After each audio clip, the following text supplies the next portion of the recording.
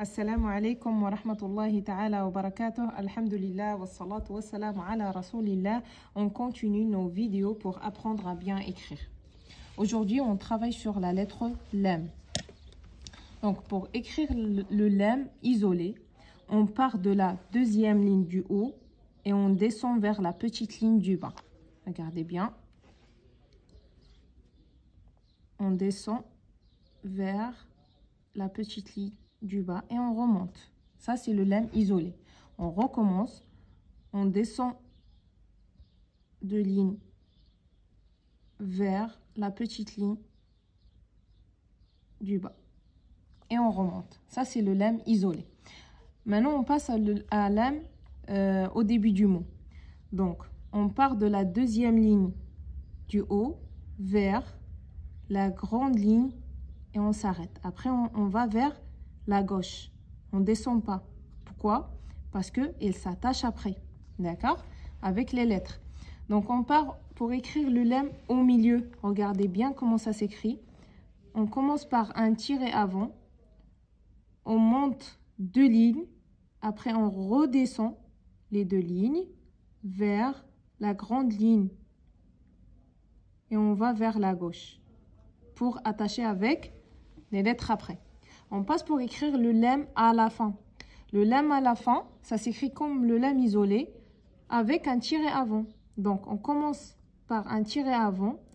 On monte deux lignes en haut. Après, on redescend vers la petite ligne en bas et on monte. Ça, c'est le lam à la fin. On passe pour écrire les phrases. On commence par la première phrase. Le premier mot, c'est rakala. On écrit le ra, d'accord? Après le ra, on écrit le kef. On enchaîne avec le lam à la fin. On monte, on redescend vers la petite ligne en bas et on remonte. On complète le kef. Ra, ka, la. Ça, c'est le lam à la fin. On passe au deuxième mot, première phrase. Bilalun. On écrit le ba. On prend le crayon de la petite ligne vers la grande. On va vers la gauche. On s'enchaîne avec le lam alif. Regardez comment ça s'écrit. Hop. Après, on rajoute le alif. Bilalun. Après, on écrit le lam isolé. Comme on a dit, on descend et on remonte. Bilalun avec dammaten. Concentrez-vous, ce mot, comment on écrit? On commence par le kef, on enchaîne avec le lam, le ba et le alif. D'accord?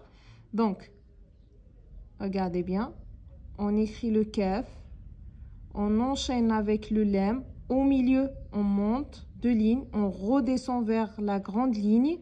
D'accord? Après, on enchaîne avec le ba et le alif.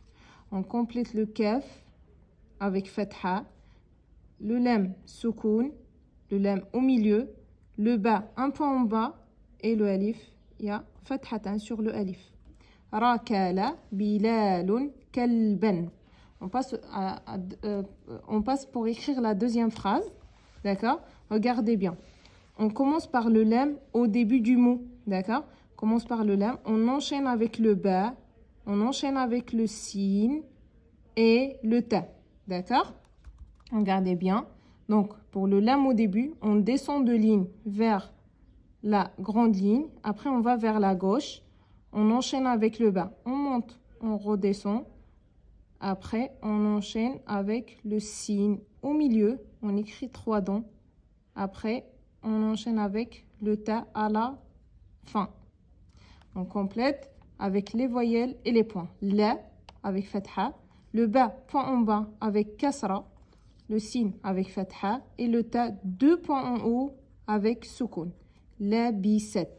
On passe pour deuxième mot, deuxième phrase. On commence par le del. Regardez bien. Le del au début. Elle ne s'attache pas après. Donc, on écrit le alif isolé. Après, il ne s'attache pas après aussi. Donc, on écrit le ra isolé.